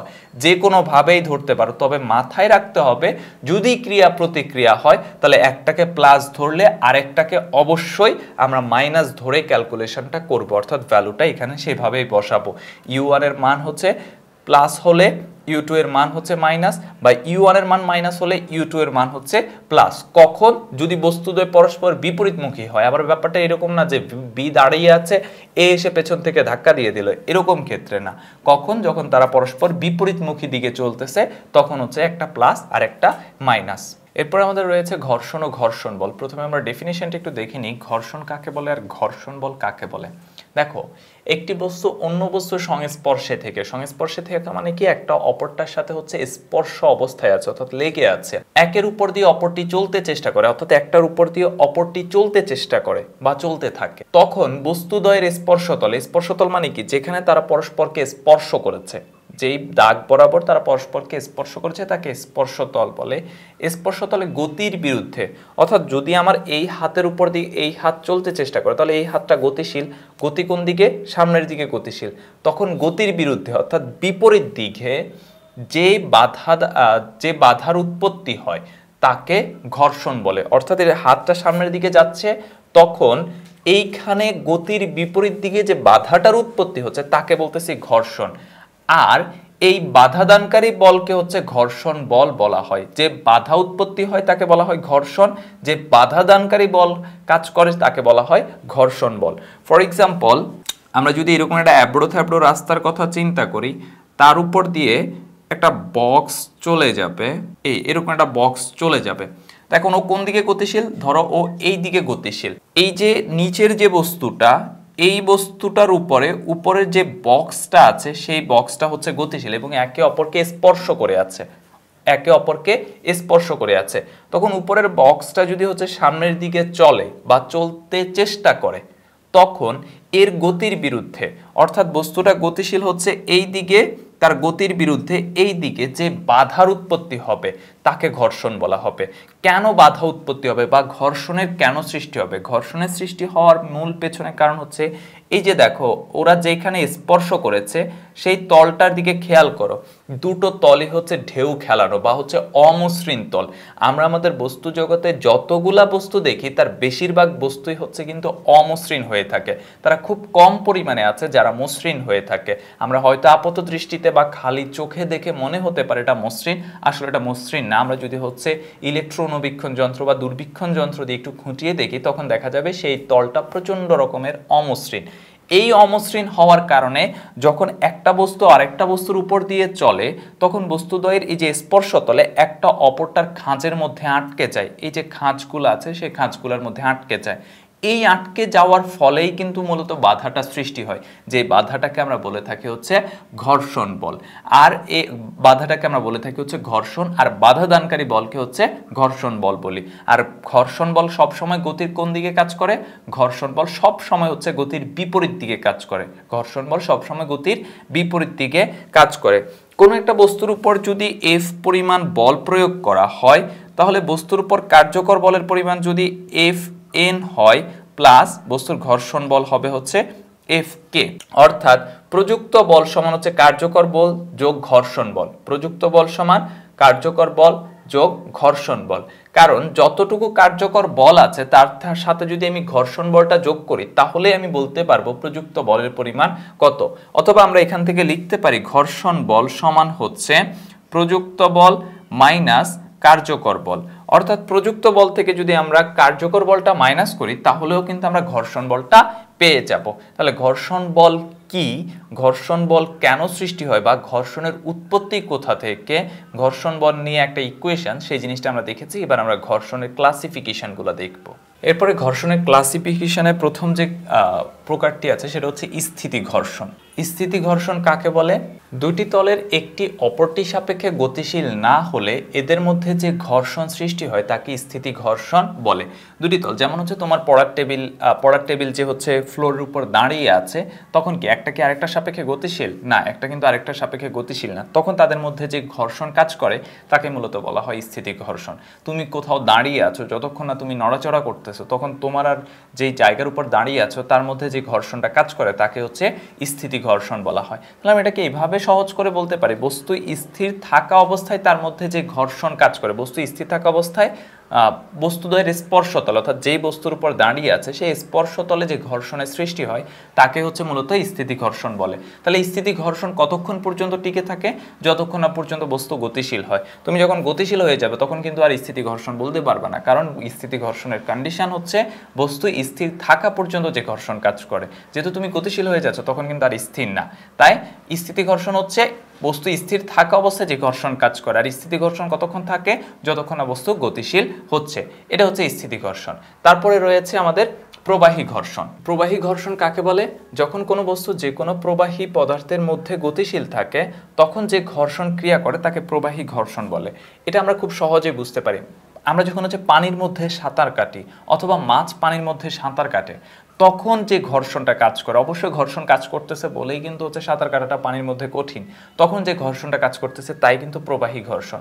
অথবা আমরা যখন হচ্ছে প্যারাশুট দিয়ে উপর থেকে ল্যান্ড করি, মানুষ যখন প্যারাশুট দিয়ে বিমান থেকে বা হচ্ছে কোনো যুদ্ধক্ষেত্র হচ্ছে উপর থেকে ল্যান্ড করে তখন কিন্তু বাতাসের ঘর্ষণ বলটাকে কাজে লাগিয়ে কিন্তু সে তার গতিবেগটা হ্রাস করে ভূমিতে ল্যান্ড করে। কারণ ওই যে ঘর্ষণ বল গতির বিপরীত দিকে কাজ করে, আর সেক্ষেত্রে বাতাসের যে ঘর্ষণ বলটা সেটা হচ্ছে প্রবাহী ঘর্ষণ। এই জন্য আমরা লিখলাম যে যখন কোনো বস্তু যে কোনো প্রবাহী পদার্থের মধ্যে গতিশীল, পানি প্রবাহী পদার্থ, বাতাস প্রবাহী পদার্থ এর মধ্যে গতিশীল থাকে তখন যে ঘর্ষণ ক্রিয়া করে, ওই যে বাতাসে প্যারাশুট দিয়ে নামার সময় হচ্ছে ঘর্ষণের কারণে কিন্তু তার বেগ হ্রাস পাচ্ছে। পানির মধ্যে সাঁতার কাটতে কঠিন কারণ হচ্ছে সেক্ষেত্রে ঘর্ষণ কাজ করে। এই যে ঘর্ষণটা তাকে মূলত বলা হয় হচ্ছে প্রবাহী ঘর্ষণ। তাহলে প্রবাহী ঘর্ষণের কাজ কি বা উদাহরণ কি হতে পারে? প্যারাশুট দিয়ে ভূমিতে ল্যান্ড করার ক্ষেত্রে বা হচ্ছে মাছেদের সাঁতার কাটার ক্ষেত্রে, মানুষ পানিতে সাঁতার কাটার ক্ষেত্রে যে ঘর্ষণ কাজ করে তা হচ্ছে প্রবাহী ঘর্ষণ। এরপরে হচ্ছে আবর্ত ঘর্ষণ। আবর্ত ঘর্ষণ কাকে বলে? যখন একটি বস্তু অপর একটি তলের উপর দিয়ে গড়িয়ে চলে তখন গতির বিরুদ্ধে যে ঘর্ষণ ক্রিয়া করে তাকে আবর্ত ঘর্ষণ বলে। যেমন আমরা কোনো কিছুর উপর দিয়ে কোনো কিছুকে যখন গড়িয়ে নিই, অথবা ধরো তুমি ফ্লোরের উপর দিয়ে গড়াগড়ি খাচ্ছ, তুমি গড়াগড়ি খাচ্ছ, তখন যে ঘর্ষণ ক্রিয়া করতেছে, অথবা সাইকেলের চাকা হচ্ছে কি করে রাস্তার উপর দিয়ে গড়িয়ে গড়িয়ে চলে, গাড়ির চাকা রাস্তার উপর দিয়ে গড়িয়ে গড়িয়ে চলে। এই যে যখন একটা বস্তু অপর একটা বস্তুর উপর দিয়ে গড়িয়ে গড়িয়ে চলে তখন গতির বিরুদ্ধে যেই ঘর্ষণ কাজ করে তাকেই মূলত হচ্ছে আবর্ত ঘর্ষণ বলা হয়। আবর্ত ঘর্ষণের উদাহরণ তো বললাম, সাইকেলের চাকা, গাড়ির চাকা, তারপর হচ্ছে তুমি গড়িয়ে চলা, কোনো একটা বস্তুকে হচ্ছে গড়িয়ে গড়িয়ে ফ্লোরের উপর দিয়ে নিয়ে যাওয়া, তখন যে ঘর্ষণগুলো কাজ করে তাই হচ্ছে আবর্ত ঘর্ষণ। আর এরপরে আমাদের রয়েছে পিছলানো ঘর্ষণ। এরপরে হলো পিছলানো ঘর্ষণ। পিছলানো ঘর্ষণ কাকে বলে? যখন একটি বস্তু অন্য একটি বস্তুর তলের উপর দিয়ে পিছলিয়ে বা ঘেঁষে চলে তখন যে ঘর্ষণ সৃষ্টি হয় তাকে পিছলানো ঘর্ষণ বলে। যেমন ধরো তুমি কোথাও স্লিপ করে হচ্ছে যে আমরা স্লিপ করে কোথাও যাই না, অথবা হচ্ছে এটা কি বলে ওই যে শিশুদের খেলনার সময় হচ্ছে যে ঢালু তল বেয়ে নেমে আসা, এরকম হচ্ছে পিছলে বা কোনো কিছুকে তুমি টেনে নিয়ে যাচ্ছ, ফ্লোরের উপর টেনে নিয়ে যাচ্ছ, এই যে পিছলিয়ে চলার সময় যে ঘর্ষণ বলটা সৃষ্টি হয় তাই হচ্ছে মূলত পিছলানো ঘর্ষণ। তাহলে আবর্ত ঘর্ষণ ছিল হচ্ছে গড়িয়ে গড়িয়ে চলার সময়, স্থিতি ঘর্ষণ ছিল বস্তু স্থির থাকা অবস্থায় যে ঘর্ষণ কাজ করে, প্রবাহী ঘর্ষণ হচ্ছে প্রবাহী পদার্থের মধ্য দিয়ে চলার সময় যে ঘর্ষণ কাজ করে, আর পিছলানো ঘর্ষণ হচ্ছে কোনো তলের উপর দিয়ে পিছলিয়ে বা ঘেঁষে চলার সময় যে ঘর্ষণ কাজ করে তাকে হচ্ছে পিছলানো ঘর্ষণ বলে। এটা হচ্ছে ঘর্ষণের বিভিন্ন ক্লাসিফিকেশন বা ঘর্ষণ কি কি জিনিসের কি কি রূপের হয়ে থাকে সে বিষয়গুলা। তারপর হচ্ছে আমাদের গতির উপর ঘর্ষণ বলের কিন্তু অনেক প্রভাব রয়েছে। যেমন আমরা যদি একটু ভালো করে খেয়াল করি, আমাদের জুতার তলাগুলা কিন্তু হচ্ছে অনেক সময় খাঁজ কাটা থাকে, অথবা তুমি হচ্ছে গাড়ির চাকার টায়ারগুলোর দিকে তাকালেই দেখবা যে টায়ারগুলো হচ্ছে খাঁজ কাটা থাকে। এটার কারণ কি? এটার কারণ কিন্তু হচ্ছে ঘর্ষণ বাড়ানো। কারণ যখন তোমার এইখানে ঘর্ষণটা ভালো থাকে তখন কিন্তু ওই টায়ারটা খুব দ্রুত মুভ করতে পারে, বা তুমি হাঁটার সময় হচ্ছে রাস্তায় খুব দ্রুত হচ্ছে যে খুব আরামদায়কভাবে মুভ করতে পারো। অথবা রাস্তাটা যদি হচ্ছে পিচ্ছিল হয়ে থাকে, তোমার জুতার তলা যদি মসৃণ হয়ে থাকে তখন কিন্তু তুমি পিছলানো ঘর্ষণের কারণে কিন্তু স্লিপ করে পড়ে যাবে। কিন্তু সেখানে যদি হচ্ছে তোমার ঘর্ষণ বাড়ানোর জন্য হচ্ছে তোমার কার্ভ করা থাকে অথবা বিভিন্ন খাঁজ কাটা থাকে, তখন কিন্তু সেই ঘর্ষণের পরিমাণটা আরও অনেক বেড়ে যাবে, যার ফলে হচ্ছে তুমি কিন্তু তখন পড়বা না। তাই কোথাও ঘর্ষণ বাড়ানোর জন্য তোমার হচ্ছে গাড়ির চাকার যে হচ্ছে যে টায়ারের যে খাঁজ কাটা অথবা তোমার জুতার তলার যে খাঁজ কাটা, সেই জিনিসটা খুবই গুরুত্বপূর্ণ। এছাড়া হচ্ছে আমরা রাস্তার কথা বলতে পারি। আমরা যদি রাস্তাগুলোর দিকে তাকাই, আমারও ছোটবেলায় মাঝে মাঝে মনে হতো যে হচ্ছে যে সরকার তো একটা কাজ করতে পারে, পাকা রাস্তাগুলো এতবার পিচ না ঢেলে একবারে হচ্ছে পুরো রাস্তা হচ্ছে টাইলস করে দিতে পারে, তাই না? এরকমটা করে দিলে সমস্যাটা কোথায়? সমস্যাটা হচ্ছে যদি পুরো রাস্তাটা হচ্ছে টাইলস করে দেয় তাহলে ঘর্ষণের পরিমাণ কিন্তু অনেক কমে যাবে। কিন্তু ঘর্ষণের পরিমাণ কমে গেলে তো গাড়ি খুব সহজে হচ্ছে সেখানে চালানো যাবে না। টাইলসের রাস্তার উপর দিয়ে গাড়ি চালানো অনেক কঠিন হয়ে যাবে। সে তো আরও কঠিন হবে ব্রেক কষা। তুমি এইখানে ব্রেক কষবা, ধরো একটা গাড়ি হচ্ছে যে 50 কিলোমিটার/আওয়ার বেগে চলতেছে, এখানে ব্রেক কষার পর দেখা যাবে হচ্ছে যে আধা কিলোমিটার দূরে গিয়ে হচ্ছে গাড়িটা ব্রেক থামতেছে বা শেষ হচ্ছে, কারণ হচ্ছে ওই যে টাইলসের উপর তো ঘর্ষণ সেভাবে কাজ করবে না, যার ফলে ব্রেকও সেভাবে কাজ করবে না, যার ফলে সেক্ষেত্রে হচ্ছে দুর্ঘটনার সম্ভাবনা অনেক বেশি ঘটে যাবে। তো এই জন্য হচ্ছে রাস্তাটাকে হচ্ছে টাইলসের মতো মসৃণ না করে পিচ ঢালা রাস্তা রাখা হয়, যাতে হচ্ছে ঘর্ষণের পরিমাণ থাকে। আবার পিচ ঢালা না রেখে যদি হচ্ছে ইটের কংক্রিটের হচ্ছে অ্যাব্রো থ্যাব্রো স্তূপ দিয়ে হচ্ছে রেখে যেত, তখনও কিন্তু হচ্ছে গাড়ি চালানো অনেক কঠিন হয়ে যেত, মানে তখন ঘর্ষণের পরিমাণ অনেক বেশি হয়ে যেত। অর্থাৎ ঘর্ষণের পরিমাণ বেশিও হতে পারবে না, কমেও যেতে পারবে না। একটা মাঝামাঝি পর্যায়ে রাখার জন্য হচ্ছে পিচ ঢালা রাস্তা করা হয়, যেই ক্ষেত্রে হচ্ছে আমাদের চলাটা বা গাড়ি চালানোটা হচ্ছে অনেক সুবিধাজনক হয়। এরপরে হচ্ছে যে ব্রেকিং বা ব্রেক বলতে পারি আমরা, গাড়ির ব্রেকের ব্যাপারটা। গাড়ির ব্রেকের ক্ষেত্রে কি হয়, তোমার হচ্ছে তুমি যখন গাড়ি ব্রেক চাপো তখন হচ্ছে ব্রেকিং বল হচ্ছে রাস্তার যে চাকার উপর ঘর্ষণ সৃষ্টি করে চাকার গতিকে কমিয়ে দেয়, এবং সেই সাথে হচ্ছে রাস্তার ঘর্ষণকে কাজে লাগিয়ে হচ্ছে গাড়িকে থামিয়ে দেওয়া হয়। তার মানে গতির উপর হচ্ছে ব্রেকিং বলের উপর গুরুত্বপূর্ণ একটা প্রভাব রয়েছে। তুমি যেখানে গাড়িকে থামাতে চাচ্ছ সেখানে যদি গাড়ি না থামে তাহলে কি হবে? নর্মালি হচ্ছে দুর্ঘটনা ঘটবে। তার মানে হচ্ছে যে দুর্ঘটনা এড়ানোর জন্য বা আমাদের চলাচল নিরাপদ করার জন্য কিন্তু হচ্ছে ঘর্ষণটা এক্ষেত্রে বা ব্রেকের যে ঘর্ষণটা সেটা খুবই গুরুত্বপূর্ণ সাহায্যে কাজ করে। তাহলে গতির উপর ঘর্ষণের কিন্তু অনেক প্রভাব রয়েছে। আমরা কি কি আলোচনা করলাম? টায়ারের উপর হচ্ছে খাঁজ কাটা, রাস্তার উপর হচ্ছে যে মসৃণ বা অমসৃণের মাঝামাঝি রাখা, তারপরে হচ্ছে যে ব্রেকিং বল বা হচ্ছে যে ব্রেকের কথা বললাম, সেক্ষেত্রে হচ্ছে ঘর্ষণটা খুবই জরুরি হয়ে আছে। এরপরে হচ্ছে যে আমরা ঘর্ষণ হ্রাস করার কথা বলতে পারি, যে আমাদের জীবনে হচ্ছে ঘর্ষণ হ্রাস করাও কিন্তু খুবই গুরুত্বপূর্ণ। হ্রাস করার একটা উপায় হচ্ছে তোমার চাকার ব্যবহার। যেমন আমরা যে হচ্ছে যে রাস্তায় হচ্ছে বাসগুলা দেখতে পাই, ভাবো তো একবার যদি সেখানে আমরা বাসগুলা হচ্ছে যে চাকার তৈরি না হতো বা হচ্ছে যে মাইক্রোগুলা চাকার তৈরি না হতো, সামনে কিছু লোক পেছনে কিছু লোক দড়ি বেঁধে যদি হচ্ছে বাসকে টেনে নিয়ে যেতে হতো আর ভেতরে যাত্রী বসে থাকতো, তাহলে সিচুয়েশনটা কেমন হতো? তোমার এই পাকা রাস্তার উপর হচ্ছে বাসকে দড়ি বেঁধে টেনে নিয়ে যাওয়া হচ্ছে, কারণ তখন তো তোমার চাকার ব্যবহারের সিস্টেম না বা তুমি চাকা ব্যবহার করতে জানো না, তখন কি একটা অকওয়ার্ড সিস্টেমের তৈরি হতো না? যেক্ষেত্রে হচ্ছে ঘর্ষণ বলের পরিমাণ থাকতো অনেক বেশি, তোমার গাড়ি মুভ করাই হচ্ছে অনেক কঠিন হয়ে যেত। যাত্রী তো বাস ছেড়ে হচ্ছে হাঁটা দেওয়া শুরু করতো, যে হচ্ছে যে আমি তো হেঁটেই আগে চলে যেতে পারবো, আমরা 10 জন মিনিট টেনে নিয়ে যাওয়ার চাইতে এভাবে বাসে। সুতরাং এইভাবে আমরা ঘর্ষণের পরিমাণ পরিমাণে যে চাকার ব্যবহার করে কিন্তু আমরা ঘর্ষণের ব্যবহার অনেক কমিয়ে দিতে পারি, তার ঘর্ষণের পরিমাণ অনেক কমিয়ে দিতে পারি, যেটা আমাদের হচ্ছে চলাচলের জন্য খুবই সুবিধাজনক। আমি একটা জায়গা থেকে আরেকটা জায়গাকে হচ্ছে মুভ করার জন্য হচ্ছে যে এর নিচে হচ্ছে চাকা ব্যবহার করতে পারি, যেই চাকা কি করতে পারে আমাদের হচ্ছে একটা জায়গা থেকে আরেকটা জায়গায় ঘর্ষণ কমিয়ে দেওয়ার ফলে হচ্ছে সেই জায়গায় খুব দ্রুত আমি নিয়ে যেতে পারি, যেটা আমাদের জন্য হচ্ছে খুবই গুরুত্বপূর্ণ।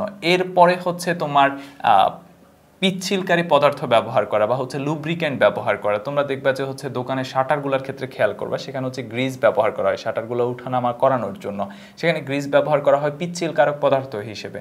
পিচ্ছিলকারক পদার্থ ব্যবহার করলে এটা খুব সহজে হচ্ছে ওঠানামা করতে পারে, না হলে হচ্ছে গ্রিজটার ব্যবহার না করলে ওই যে শাটারটা দেখা যেত হচ্ছে বলগুলা হচ্ছে ভেঙে যাচ্ছে। তারপরে হচ্ছে মসৃণ তল সৃষ্টি করা, ঘর্ষণ বল কমানোর আরেকটা উপায় হচ্ছে মসৃণ তল সৃষ্টি করা। ওই যে একটু আগে যে বললাম শিশুদের হচ্ছে তোমার শিশু পার্কে ওই যে তোমার যে ঢালু তল বেয়ে হচ্ছে শিশুরা নেমে আসে, ভাবো তো এটা যদি হচ্ছে ছোট ছোট কাঁটা কাঁটা যুক্ত হতো তখন কি ভয়ঙ্কর অবস্থাটা না হতো। সেটা যদি এরকম কাঁটা কাঁটা যুক্ত অবস্থায় হতো আমাদের পেছন দিকের অবস্থা কি হতো। তো সেটা না করে আমরা কি করি, সেই তলটাকে হচ্ছে অনেক মসৃণ করে দেওয়ার চেষ্টা করি, এতে কি হয় ঘর্ষণ বলের পরিমাণ অনেক কমে যায়। তার মানে হচ্ছে ঘর্ষণ বল এই ক্ষেত্রে কমিয়ে দেওয়া আমাদের জন্য খুবই গুরুত্বপূর্ণ। তাহলে আমাদের ঘর্ষণ বল কমানো যেমন জরুরি, আবার কিন্তু বাড়ানো কিন্তু খুব জরুরি। যেমন আমরা একটু আগে বলেছিলাম যে হচ্ছে গাড়ির চাকার টায়ারের ক্ষেত্রে, তারপরে হচ্ছে এটা কি বলে তোমার আমাদের জুতার তলার ক্ষেত্রে, তারপর হচ্ছে কোনো কিছু খুব শক্তভাবে ধরার জন্য।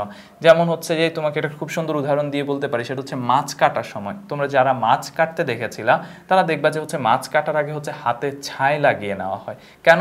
কারণ হচ্ছে ঘর্ষণ বাড়ানো, আর কিছুই না। মাছ হচ্ছে অনেক পিচ্ছিল হয়ে থাকে, তোমার সেক্ষেত্রে ঘর্ষণ বাড়িয়ে নিলে হচ্ছে তোমার জিনিসটা হচ্ছে ধরতে খুবই সহায়ক হয়ে থাকবে। তারপরে হচ্ছে যে এই যে রাস্তার ঘর্ষণের কথা বললাম, সেক্ষেত্রে হচ্ছে ঘর্ষণ আমাদের জন্য খুবই গুরুত্বপূর্ণ হিসেবে কাজ করে। সুতরাং ঘর্ষণে এরকম অসংখ্য ব্যবহার আছে, তাই ঘর্ষণ কমানো যেমন আমাদের জরুরি, কিছু কিছু ক্ষেত্রে ঘর্ষণ বাড়িয়ে দেওয়াও কিন্তু আমাদের জন্য জরুরি। তাই ঘর্ষণ আমাদের জন্য অভিশাপ এবং আশীর্বাদ একই সাথে দুটোই। এই জন্য ঘর্ষণকে বলা হয়েছে নেসেসিটি ইভিল বা তোমার হচ্ছে যে প্রয়োজনীয় উপদ্রব। এই জন্য কেন বলা হয়? কারণ হচ্ছে ঘর্ষণ আমাদের জন্য খুবই গুরুত্বপূর্ণ। আমি যে বোর্ডে লিখতেছি এটা কিন্তু ঘর্ষণের কারণেই লিখতে পারতেছি। আমাদের দেয়ালে হচ্ছে পেরেক আটকে থাকে, এটা কিন্তু হচ্ছে ঘর্ষণের কারণেই আটকে থাকে। আমরা রাস্তায় হাঁটতে পারি, এটা কিন্তু ঘর্ষণের কারণেই হাঁটতে পারতেছি। আমি কোনো কিছু হচ্ছে শক্ত করে ধরে রাখতে পারি, এটা কিন্তু হচ্ছে হাঁটার ঘর্ষণের কারণেই ধরে রাখতে পারি। ওই যে গাড়ির চাকা, গাড়ির ব্রেক বা হচ্ছে গাড়ির খুব নিরাপদ ভ্রমণের জন্য হচ্ছে ঘর্ষণ খুবই গুরুত্বপূর্ণ। আবার ঘর্ষণের কারণে কোথাও কোথাও ক্ষয় হচ্ছে, জিনিসপত্র হচ্ছে ক্ষয়ে চলে যাচ্ছে। তারপর হচ্ছে আমাদের জুতার তলাগুলো হচ্ছে খুব দ্রুত নষ্ট হয়ে যাচ্ছে, গাড়ির টায়ারগুলো হচ্ছে কিছুদিন পর পর চেঞ্জ করতে হচ্ছে ঘর্ষণের কারণে। তার মানে ঘর্ষণের যেমন ভালো দিক আছে, ঘর্ষণের তেমনি খারাপ দিক আছে। অর্থাৎ গলার কাঁটার মতো, না ফেলতেছি না পারতেছি গিলে ফেলতে, না পারতেছি উপড়ে ফেলতে। এই জন্য ঘর্ষণকে বলা হয় হচ্ছে নেসেসিটি ইভিল বা হচ্ছে প্রয়োজনীয় উপদ্রব।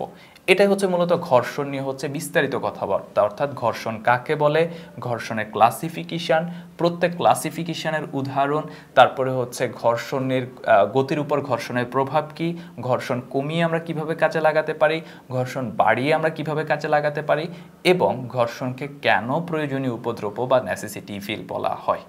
একদম শেষে হচ্ছে এই অধ্যায় থেকে আমরা যে সূত্রগুলো পেয়েছিলাম সেই সূত্রগুলো নিয়ে ছোট্ট একটু আলোচনা করে দিই। সেটা হচ্ছে আমরা প্রথমে নিউটন স্যারের দ্বিতীয় সূত্র থেকে পেয়েছিলাম F = ma, অর্থাৎ F হচ্ছে বল, m হচ্ছে ভর, আর a হচ্ছে ত্বরণ। অর্থাৎ কোনো বস্তুর উপর কি পরিমাণ বল প্রয়োগ করা হয়েছে সেটা ভর আর ত্বরণের গুণফল থেকে আমরা জানতে পারি। তারপরে হচ্ছে আমরা এখান থেকে আরেকটা সূত্র যেটা পেয়েছিলাম সেটা ছিল হচ্ছে Ft = mv - mu, অর্থাৎ বলের ঘাত সমান হচ্ছে ভরবেগের পরিবর্তন। অর্থাৎ শেষ ভরবেগ থেকে আদি ভরবেগ মাইনাস করলেই তাহলে আমরা বলের ঘাতটা পেয়ে যাই। বলের ঘাত হচ্ছে বল ও সময়ের গুণফলকে হচ্ছে বলের ঘাত বলে, বা অল্প সময়ে অনেক বল কাজ করলে, যেমন ক্রিকেট বলকে হিট করা, এটা হচ্ছে বলের ঘাত। আর হচ্ছে ভরবেগ কোনটা? ভরবেগ P = হচ্ছে mv, P = mv, যেটাকে হচ্ছে আমরা বলা হয়ে থাকে ভরবেগ, অর্থাৎ ভর ও বেগের গুণফল। আর এখানে দেখো শেষ ভরবেগ থেকে আদি ভরবেগ মাইনাস করলে কিন্তু আমরা ভরবেগের পরিবর্তনটাই পাচ্ছি, আর ভরবেগের পরিবর্তন মানে হচ্ছে বলের ঘাত, আর ভরবেগ P = হচ্ছে mv। তারপরে হচ্ছে যে আমরা আমাদের ভরবেগের সংরক্ষণশীলতা নীতি থেকে পেয়েছি m1 u1 + m2 u2 সমান m1 v1 + m2 v2, অর্থাৎ আদি ভরবেগের সমষ্টি আর শেষ ভরবেগের সমষ্টি সবসময় হচ্ছে কি হবে, সমান হবে। এটা হচ্ছে ভরবেগের সংরক্ষণশীলতার নীতি, আর এটা হচ্ছে তার সূত্রটা। তবে আমরা এখানে অবশ্যই একটা জিনিস বারবার, যেটা আমি থিওরি পড়ানোর সময়ও বলে দিয়েছি, যেটা আমরা বারবার মনে রাখবো, যখন গাড়িদ্বয় হচ্ছে পরস্পর বিপরীতমুখী, অর্থাৎ একটা ডানে একটা বামে অথবা একটা উত্তরে একটা দক্ষিণে, একটা পূর্বে একটা পশ্চিমে যাচ্ছে, এরকম সিচুয়েশন তৈরি হবে, তখন অবশ্যই একটা আদিবেগকে প্লাস ধরলে আরেকটার আদিবেগকে অবশ্যই মাইনাস ধরবো। কোনটা প্লাস কোনটা মাইনাস সেটা সিলেক্টেড না, তবে একটাকে প্লাস ধরলে আরেকটাকে মাইনাস ধরবো। আচ্ছা, এরপর যদি ব্যাপারটা এরকম ঘটে যে সংঘর্ষের পর তারা মিলিত হয়ে গেছে, একটা বস্তুতে পরিণত হয়ে গেছে, দুটো পরস্পর বিপরীত দিক থেকে আসার পর হচ্ছে সংঘর্ষ হলো, সংঘর্ষ হওয়ার পর একটা বস্তু হয়ে পরিণত হয়ে চলতেছে। অথবা যদি ব্যাপারটা এরকম হয় যে ধরো একটা সিএনজি কে হচ্ছে একটা ট্রাক মেরে দিয়ে হচ্ছে যে সিএনজি ট্রাকের সামনে হচ্ছে সিএনজি আটকে গেছে, ট্রাকটা হেঁচড়ে টেনে নিয়ে যাচ্ছে, এটাই বোঝানো হয় যে একটা বস্তুতে পরিণত হওয়া। দুটো পরস্পর আলাদা ছিল, সংঘর্ষের পর একটা বস্তুতে পরিণত হচ্ছে। তো তখন আমাদেরকে এরকম প্রশ্ন করা হয় যে মিলিত বেগের পরিমাণ কত। মিলিত বেগের পরিমাণ, মিলিত বেগ মানে হচ্ছে দুজনের শেষ বেগ সমান হয়ে যাবে, অর্থাৎ V1 আর V2 আলাদা না হয়ে V1 আর V2 সমান হয়ে যাবে। অর্থাৎ সমীকরণটা তখন হয়ে যাবে M1U1 প্লাস M2U2 সমান হচ্ছে M1 plus M2 into V। দুটোই হচ্ছে V1 আর V2 সমান বলে আমি Vটাকে কমন নিয়ে নিয়েছি, তাহলে M1 plus M2 into V, বা এখান থেকে আমরা লিখতে পারি V সমান হচ্ছে M1U1 plus M2U2 by M1 plus M2। এটা কখন? শুধুমাত্র মিলিত বেগের ক্ষেত্রে। যখন দুটো গাড়ি পরস্পর সংঘর্ষে লিপ্ত হবে এবং মিলিত বেগ জানতে চাইবে, তখন আমরা এই সূত্র ব্যবহার করব। এখানেও সেম কথা, যদি গাড়িদ্বয় পরস্পর বিপরীতমুখী হয় U1 প্লাস ধরলে U2 মাইনাস, অথবা U2 প্লাস ধরলে U1 মাইনাস ধরতে হবে। এখানে আরেকটা কথা, সংঘর্ষের পর মিলিত বেগের সাথে সাথে জিজ্ঞেস করবে যে মিলিত হওয়ার পর তারা কোন দিকে যাবে। খেয়াল করো, ধরো এ একটা বস্তু যার আদিবেগ হচ্ছে 5 মিটার পার সেকেন্ড, আর বি আরেকটা বস্তু যার আদিবেগ হচ্ছে ধরো y মিটার পার সেকেন্ড। তখন আমি যদি U1 কে 5 ধরি, U2 কে ধরতে হবে হচ্ছে মাইনাস y, কারণ হচ্ছে একটা অপরটার বিপরীত দিকে, অর্থাৎ একটা এদিকে আসতেছে একটা এদিকে যাচ্ছে। ওয়াইটা হচ্ছে আমি স্কিপ করে গেলাম, ভ্যালুটা আমি লিখলাম না, যে কোনো একটা ভ্যালু ধরে নিলাম। তো একটাকে প্লাস ধরেছি আর একটাকে মাইনাস ধরলাম। তারপর সমস্ত ক্যালকুলেশন শেষে ধরো ভি এর মান পেলাম হচ্ছে প্লাস তোমার হচ্ছে জেড, জেড মানে হচ্ছে যে কোনো একটা ভ্যালু। ভি এর মান আমরা ক্যালকুলেশন করে পেলাম কত, জেড। তখন আমরা একটা ডিসিশন পাবো, যে ডিসিশনটা হচ্ছে মিলিত বেগের পরিমাণ তো আমরা পেয়ে গেছি, কিন্তু গাড়িটা কোন দিকে যাচ্ছে? যার মানকে প্লাস ধরা হয়েছে সেই দিকে যাচ্ছে, কারণ আমরা অ্যান্সার পেয়েছি প্লাস। প্লাস ধরা হয়েছে কার মানকে? এ বস্তুর মানকে। তাহলে এ বস্তু যেদিকে যাচ্ছে সংঘর্ষের পর বস্তুতে মিলিত হয়ে সেদিকে যাচ্ছে। ব্যাপারটা যদি উল্টো হতো, ধরো মানটা আসতো, এই রেজাল্টটা আসতো মাইনাস, অর্থাৎ মাইনাস জেড, যদি রেজাল্টটা মাইনাস জেড আসতো, তখন কি হতো? যার মানকে মাইনাস ধরা হয়েছে সংঘর্ষের পর তারা সেই দিকে যাচ্ছে। মাইনাস কার বেগকে ধরা হয়েছে? বি বস্তুর আদি বেগকে হচ্ছে মাইনাস ধরা হচ্ছে, তার মানে বি বস্তু যেদিকে যাচ্ছে সংঘর্ষের পর তারা সেদিকে যাচ্ছে। তাহলে আমরা এটা খুবই গুরুত্বপূর্ণ, যখনই পরস্পর বিপরীতমুখী হবে একটাকে প্লাস ধরবো একটাকে মাইনাস ধরবো। এরপর যদি জিজ্ঞেস করে যে মিলিত হয়ে তারা কোন দিকে যাবে, তখন আমরা মান যদি প্লাস পাই, তাহলে যার মানকে প্লাস ধরেছিলাম সে যেদিকে যাচ্ছে মিলিত হয়ে বস্তুদ্বয় সেদিকেই যাবে। যার মানকে মাইনাস ধরেছি, রেজাল্ট যদি মাইনাস আসে, তাহলে মাইনাস যেদিকে যাচ্ছে বস্তুতে মিলিত হয়ে সেদিকে যাব। তা অবশ্যই এটা খুবই গুরুত্ব সহকারে মনে রাখবা। আর শেষে হচ্ছে আমাদের বন্দুকের গুলি নিয়ে হচ্ছে প্রশ্ন করা হয়, যে একটা গুলি আর এত বেগে হচ্ছে ছুটে গেলে হচ্ছে বন্দুকটা কত বেগে পেছন দিকে ছিটকে যাবে। এটার জন্য মনে রাখবো, দেখো আমি যখন আমার কাঁধে বসিয়ে তো বন্দুকটা শুট করব, তখন হচ্ছে বন্দুকের ভেতর নিশ্চয় বুলেটটা আর বন্দুকটা দুটোই স্থির, অর্থাৎ বন্দুকটাও স্থির, বন্দুকের ভেতরে গুলিটাও স্থির। তাহলে আমরা বলতেই পারি তাদের আদি ভরবেগের কোনো সমষ্টি নেই, আদি ভরবেগ হচ্ছে 0। তাহলে শুধুমাত্র শেষ ভরবেগ থাকবে। তাহলে শেষ ভরবেগ কি হবে? ধরো বন্দুকের ভর হচ্ছে m, আর বন্দুকের পেছন দিকে ছিটকে যাওয়া বেগ হচ্ছে v, প্লাস গুলির ভর হচ্ছে m, আর গুলির পেছন দিকে ছিটকে যাওয়া বেগ হচ্ছে v, সমান হচ্ছে 0। এই যে এখানে M1 এর পরিবর্তে ক্যাপিটাল M লিখলাম, V1 এর পরিবর্তে ক্যাপিটাল V লিখলাম, M2 এর পরিবর্তে স্মল m লিখলাম, V2 এর পরিবর্তে স্মল v লিখলাম। আর আদি ভরবেগ তো হচ্ছে 0, কারণ হচ্ছে যে গুলি করার আগে বন্দুক আর গুলি দুটোই স্থির ছিল। এই সূত্র থেকে তুমি হচ্ছে v বের করে হচ্ছে রেজাল্টটা পেয়ে যাবা যে পশ্চাৎ বেগের পরিমাণ কত। তাহলে এই অধ্যায়ের সমীকরণগুলো হচ্ছে টোটাল এই কয়টা সমীকরণ যদি তুমি ভালো করে জেনে রাখো, তাহলে এই অধ্যায়ের সবগুলা হচ্ছে ম্যাথই তুমি খুব ভালো করে সলিউশন করতে পারবে। যাই হোক, আশা করি তোমাদের কাছে ক্লাসটা খুবই ভালো লেগেছে। অসংখ্য ধন্যবাদ এতক্ষণ আমাদের সাথে ক্লাসটা করার জন্য। সবার জন্য অনেক অনেক শুভকামনা। অনেক অনেক ভালো থাকবে। ধন্যবাদ সবাইকে।